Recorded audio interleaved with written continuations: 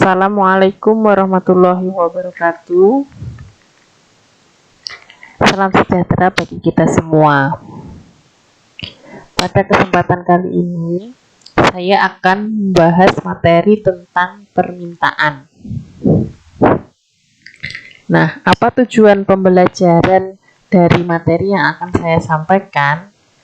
Tujuan pembelajarannya adalah peserta didik mampu menganalisis permintaan, penawaran, konsep elastisitas, dan harga keseimbangan pasar.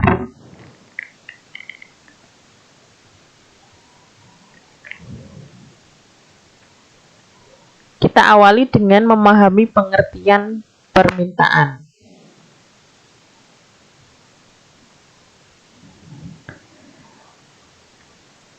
Permintaan adalah jumlah barang atau jasa yang ingin dan mampu dibeli konsumen pada berbagai tingkat harga pada periode tertentu.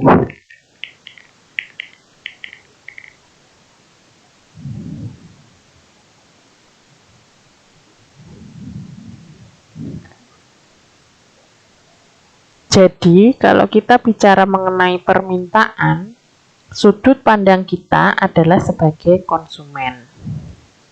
Nah, kita akan membahas mengenai hukum permintaan. Hukum permintaan ini menyatakan kalau semakin rendah harga suatu barang, semakin tinggi jumlah barang yang diminta. Sebaliknya, semakin tinggi harga suatu barang, maka semakin turun jumlah barang yang diminta. Hukum permintaan ini berlaku jika keadaan ceteris paribus, yaitu faktor selain harga dianggap tetap. Maksudnya adalah, andai kata di suatu pasar ada banyak sekali pedagang. Nah, tiba-tiba salah satu pedagang itu menurunkan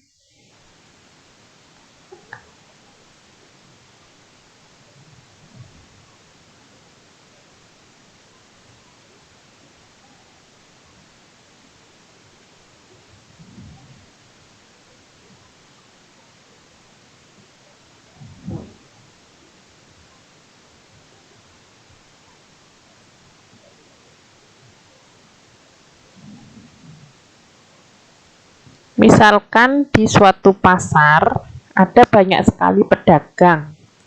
Nah, tiba-tiba salah satu pedagang, katakanlah pedagang buah mangga. Pedagang tersebut menurunkan harganya dari 30.000 menjadi 20.000 per kilogram. Sedangkan pedagang lain masih dengan harga barang yang sama. Dengan keadaan tidak ada faktor lain selain harga, semua keadaan dianggap tetap, maka jumlah orang yang meminta, katakanlah buah mangga dari pedagang yang menurunkan harga tersebut akan meningkat. Nah, jadi pada kasus ini hukum permintaan tersebut berlaku. Jadi sekali lagi, hukum permintaan ini akan berlaku jika keadaan ceteris paribus, atau istilah lainnya adalah faktor selain harga dianggap tetap.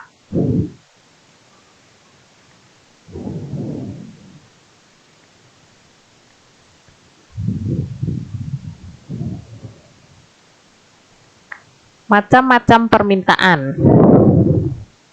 Yang pertama adalah permintaan efektif. Permintaan efektif ini adalah permintaan yang disertai dengan daya beli dan terjadi transaksi. Permintaan yang kedua jenisnya adalah permintaan potensial, di mana permintaan ini disertai daya beli namun belum terjadi transaksi. Jenis permintaan yang ketiga adalah permintaan absolut, di mana permintaan ini tidak disertai daya beli dan tidak terjadi transaksi. Adapun faktor-faktor yang mempengaruhi permintaan, yang pertama terkait dengan harga barang itu sendiri. Sesuai dengan hukum permintaan, Ketika harga naik, maka jumlah barang yang diminta akan turun. Sebaliknya, jika harga turun, maka jumlah barang yang diminta akan naik. Seperti pada contoh, katakanlah harga sembako. Harga sembako di Indomaret katakanlah ketika ada diskon. Maka jumlah permintaan pada produk tersebut yang berkaitan dengan pada contoh yaitu sembako di Indomaret, permintaannya akan meningkat karena disebabkan adanya diskon atau turunnya harga. Nah, itu adalah kaitannya hubungan dari faktor-faktor yang mempengaruhi permintaan, yaitu harga barang itu sendiri. Yang kedua adalah faktor tentang pendapatan konsumen. Ada sebuah kecenderungan ketika pendapatan seseorang itu bertambah, maka permintaan suatu benda akan bertambah pula. Karena ini akan sejalan dengan pekerjaannya. Misalkan ada seseorang yang sedang naik jabatan, taruhlah menjadi seorang manajer, maka permintaan terhadap kuota atau pulsa juga akan naik karena seiring dengan bertambahnya relasi. Nah, ini adalah faktor-faktor permintaan yang berkaitan dengan pendapatan konsumen. Sehingga pendapatan seseorang ini akan berpengaruh terhadap permintaan. Yang ketiga adalah faktor harga barang substitusi. Barang substitusi ini adalah barang yang saling menggantikan. Contohnya adalah beras dengan jagung. Ketika harga beras mahal, maka seseorang akan mengurangi konsumsi beras tersebut dan beralih kepada jagung. Atau permintaan jagung tersebut akan meningkat. Contoh lainnya seperti ikan dan daging, kemudian ada kopi dengan teh, dan contoh-contoh barang substitusi yang lain. Faktor yang selanjutnya adalah faktor yang mempengaruhi permintaan itu harga barang komplementer. Barang komplementer itu sendiri yaitu barang yang saling melengkapi. Contohnya seperti pada gambar yaitu kopi dengan gula. Ketika harga gula naik, maka seseorang akan cenderung mengurangi konsumsi kopi karena harga gula tersebut naik. Nah, itu adalah hubungan antara faktor yang mempengaruhi permintaan yaitu harga barang komplementer. Selanjutnya adalah faktor selera konsumen. Ketika seseorang itu sudah berselera terhadap suatu barang, contohnya adalah nasi goreng. Misalkan si Adi itu setiap hari makan nasi goreng, maka konsumsinya dalam hal ini konsumsi nasi goreng itu akan berbeda dengan orang lain karena dipengaruhi oleh selera konsumen. Faktor selanjutnya adalah berhubungan dengan jumlah penduduk. Nah, jumlah penduduk itu sangat mempengaruhi jumlah permintaan. Mungkin daerah yang kawasan padat penduduk seperti ini, jumlah permintaan beras atau bahan pokoknya akan lebih banyak daripada daerah yang memiliki jumlah penduduk sedikit. Faktor selanjutnya berkaitan dengan ekspektasi atau kemungkinan. Ketika ada sebuah kemungkinan harga suatu barang itu naik, maka seseorang akan dimungkinkan untuk meningkatkan permintaannya. karena di kemudian hari barang tersebut akan naik harganya. Seperti pada contoh gambar adalah emas. Ketika seseorang berekspektasi emas ini akan meningkat harganya, maka permintaan akan emas tersebut akan naik pula. Begitulah hubungan antara faktor-faktor yang mempengaruhi permintaan, yaitu ekspektasi. Faktor ke-8 yaitu adalah kebutuhan konsumen. Bisa dilihat bahwa permintaan kain seragam pada saat tahun ajaran baru, maka permintaan pada kain akan meningkat karena kebutuhan konsumen untuk membeli baju seragam.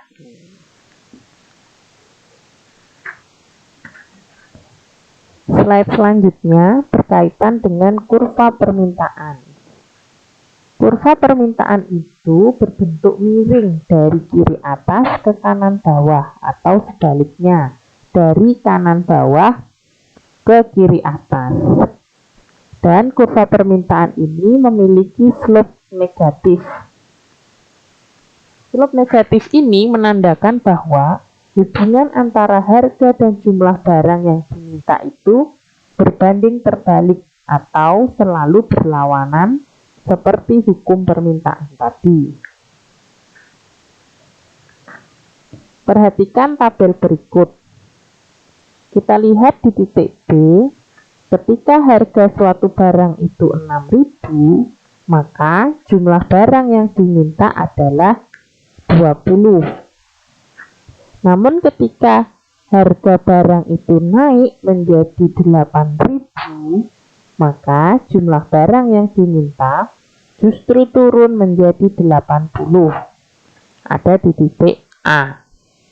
Begitu pula jika harga barang itu turun menjadi 4.000, maka jumlah barang yang diminta naik menjadi 30. Ada di titik C. Dan ketika harga barang tersebut turun lagi menjadi 2.000, maka jumlah barang yang diminta naik menjadi 40. Ada di titik D. Nah, sekarang kita coba lihat atau kita buat kurvanya berdasarkan dari tabel tersebut. Untuk membuat kurva, kita buat garis vertikal seperti ini. Ini adalah garis P atau price. Selanjutnya kita buat garis horizontal. Ini adalah garis Q atau quantity atau kuantitas atau jumlah barang. Selanjutnya kita buat rentan-rentannya, baik yang ada pada garis Q maupun yang ada pada garis P.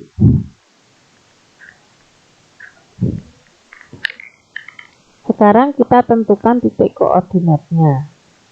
Titik koordinat pada titik A ada di harga 8.000, jumlah barang 10. Ini adalah titik A. Begitu pula seterusnya disesuaikan dengan tabel. Terbentuklah titik A, B, C, dan titik D.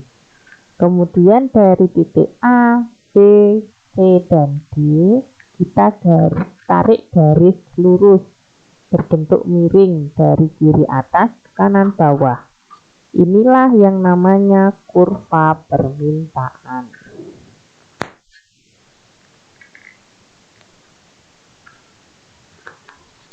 Kemudian kita akan membahas tentang pergerakan dan pergeseran kurva permintaan. Yang pertama berkaitan dengan gerak atau pergerakan. Gerakan sepanjang kurva permintaan terjadi jika harga barang yang diminta menjadi semakin tinggi atau menurun. Hal ini mengakibatkan turun atau naiknya jumlah barang yang diminta, yang akan mengakibatkan bergeraknya titik korespondensi. Hal ini kaitannya adalah dengan jika faktor harga harga yang mempengaruhi permintaan berubah, maka akan menyebabkan kurva permintaan bergerak di sepanjang garis permintaan tersebut.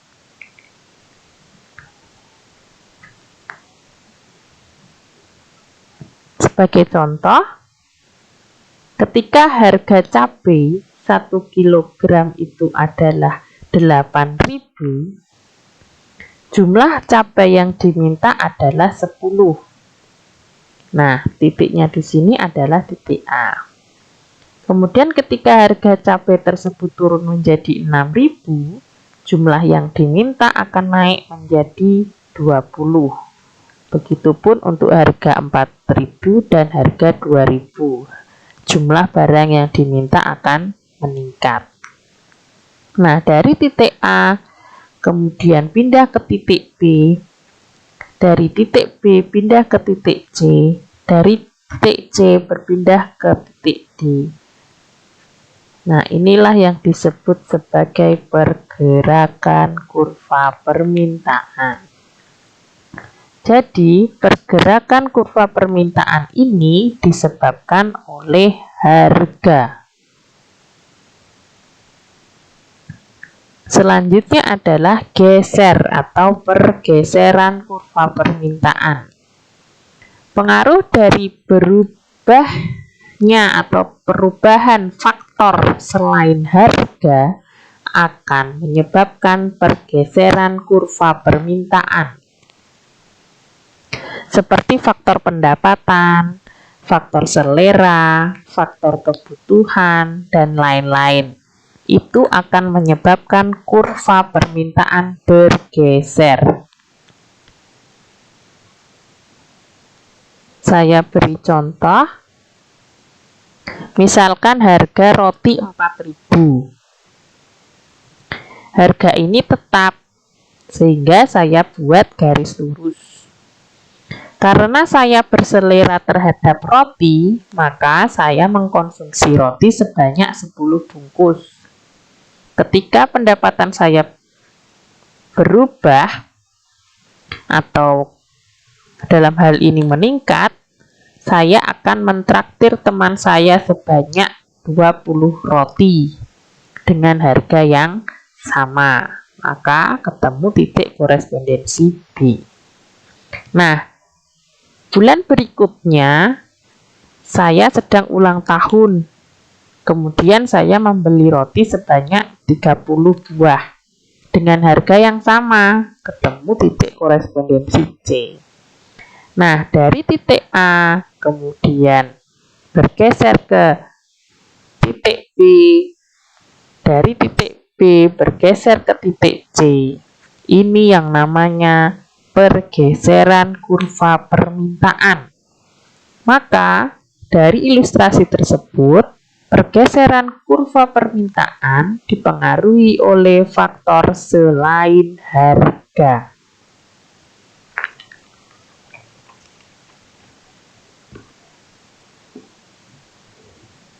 Fungsi permintaan. Secara matematis, fungsi permintaan dapat ditulis dalam bentuk sebagai berikut. QD sama dengan A min BP, di mana QD adalah jumlah barang yang diminta, A adalah konstanta, B adalah slope, P adalah harga atau price.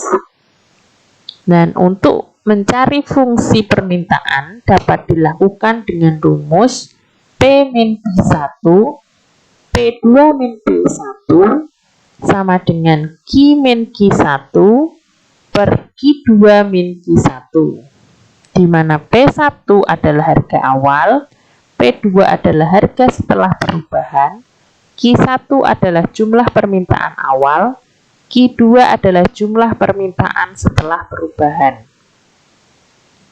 Selanjutnya, kita bahas contoh soalnya. Jika diketahui suatu fungsi permintaan adalah QD sama dengan 40 min 0,5P, berapakah jumlah barang yang diminta pada saat harga Rp20? Dan gambarkan kurvanya. Pada saat harga P sama dengan 20, maka QD sama dengan 40 min 0,5 P. Kita masukkan P-nya 20 pada persamaan atau fungsi permintaan QD sama dengan 40 min 0,5 P. 40 min 0,5, P-nya adalah 20, kita masukkan dalam persamaan. Kita mendapatkan nilai QD adalah 30. Jadi pada saat harga Rp20, jumlah permintaannya adalah 30 unit. Kemudian kita gambar kurvanya permintaan. Pada saat menggambar kurva permintaan, kita tentukan dulu pada saat Q sama dengan 0, kita masukkan ke dalam fungsi permintaan. Jika QD sama dengan 0, maka QD sama dengan 40 min 0,5 P adalah QD-nya sama dengan 0, fungsi permintaannya adalah 40 min 0,5 P. Maka kita akan menemukan bahwa P sama dengan 80. Jadi titik koordinatnya adalah 0,80. Kemudian pada saat P sama dengan 0, P sama dengan 0, kita masukkan ke dalam fungsi permintaan QD sama dengan 40 min 0,5 P. QD sama dengan 40 min 0,5 dikali P-nya sama dengan 0. Jadi QD adalah 40. Maka titik koordinatnya adalah 40,0. Berikut adalah gambar kurva permintaannya. Kita tentukan garis P dan garis Q. Kemudian ketika Q sama dengan 0, P adalah 80. Maka titik koordinatnya adalah 0,80. Ketika P 0, maka Q adalah 40. Ketemu titik koordinat 40,0. Kemudian kita tarik garis dari kiri atas ke kanan bawah. Ini adalah kurva permintaan dari fungsi permintaan QD sama dengan 40 min 0,5 P. Berikut adalah video fenomena-fenomena yang terkait dengan faktor-faktor yang mempengaruhi permintaan. Video pertama adalah video berita turunnya harga minyak goreng. Stok minyak goreng ludes di serbu pembeli. Untuk video kedua berkaitan dengan berita harga ayam melambung, konsumen beralih ke tempe. Sedangkan video yang ketiga adalah video berita SPBU diserbu jelang kenaikan harga BBM subsidi.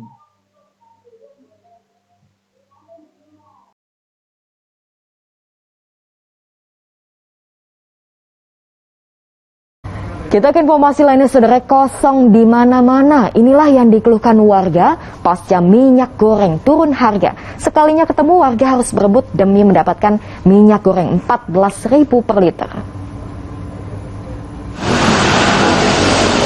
Minyak goreng kemasan kian sulit ditemukan di Jakarta. Di salah satu minimarket di kawasan Matraman, Jakarta Timur misalnya, etalase tempat minyak goreng biasa dijajarkan, kini kosong melompong. Kekosongan terjadi akibat minyak goreng kemasan diserbu oleh pembeli di hari pertama turunnya harga minyak kemarin. Toko pun belum bisa memastikan kapan stok akan kembali dikirim. Ada promo, tapi ternyata sudah 6 Indomaret nggak ada barang kosong. Oh, udah berapa Indomaret tadi? 6. Sementara itu, saling rebut minyak goreng yang dijual dengan harga Rp14.000 per liter juga terjadi di salah satu supermarket di Polewali Mandar, Sulawesi Barat. Dalam sekejap, puluhan dus minyak goreng ludes di serbu warga. Sebelumnya antrean warga telah terjadi sejak pagi hari. Begitu loket penjualan dibuka, warga yang didominasi ibu-ibu langsung menyerbu. Akibatnya, warga yang datang terlambat hanya bisa gigit jari mendapati etalase toko telah kosong. Untuk mencegah penimbunan, toko membatasi satu warga hanya boleh membeli satu kemasan. Tim Liputan melaporkan dari Jakarta dan Polewali Mandar, Sulawesi Barat.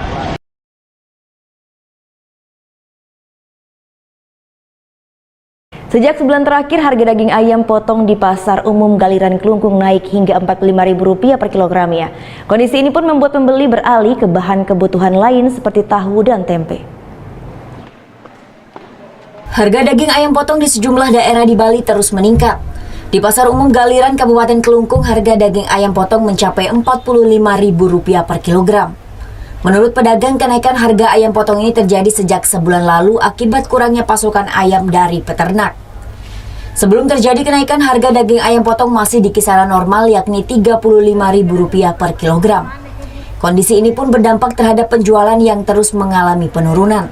Sebulan dah, udah sebulan dah sekarang. Nah, terus kenaikannya itu apa penyebabnya kira-kira? Katanya dia gini udah ada ayam gitu. Jadi kalau dibilang nggak ada ayam, pasokan tiap hari ada. Jadinya pembeli itu berkurang ya Pak. Biasanya saya motong 700, 1.600, sekarang cuma 500 udah habis. Kenaikan harga daging ayam potong ini berdampak terhadap menurunnya daya beli masyarakat.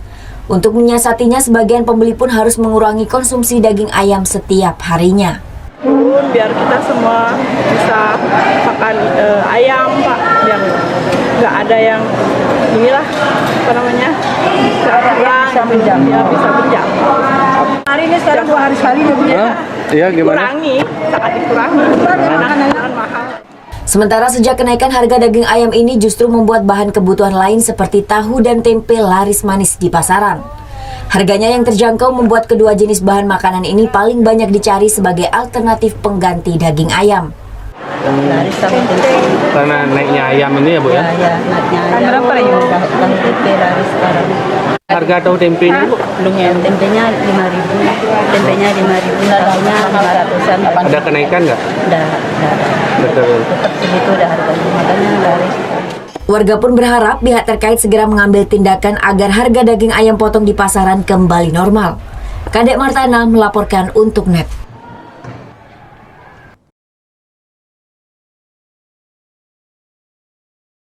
Kuota bahan bakar minyak atau BBM subsidi jenis Pertalite dan Solar semakin menipis, apalagi pada bulan Juni 2022 penyaluran BBM subsidi ini sudah melebihi 50% dari yang ditetapkan. Sementara itu ada pula keputusan dari pemerintah untuk menyalurkan bantuan sosial atau bansos yang membuat semakin kencang signal akan kenaikan harga BBM.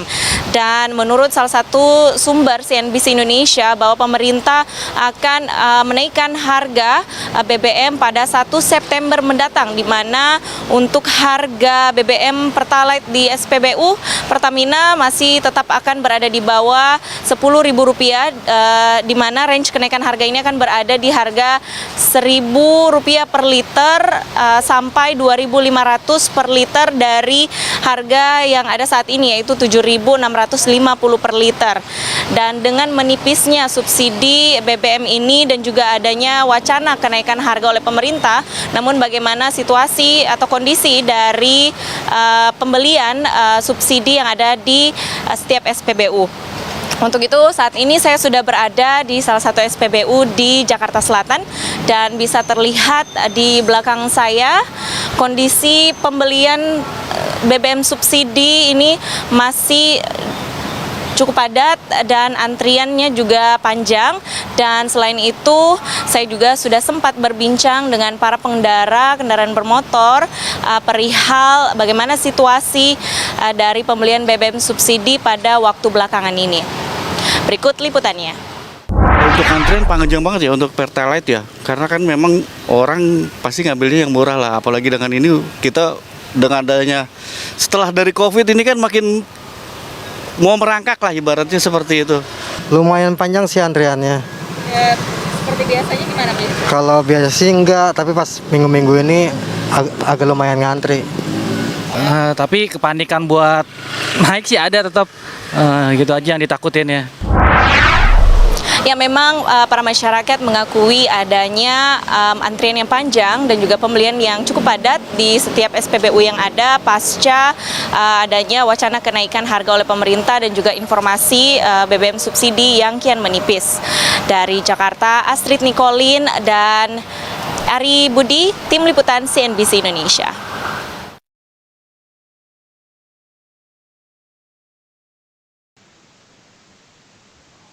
Terima kasih. Demikian yang dapat saya sampaikan berkaitan dengan materi permintaan. Kurang lebihnya mohon maaf. Saya akhiri. Wassalamualaikum warahmatullahi wabarakatuh.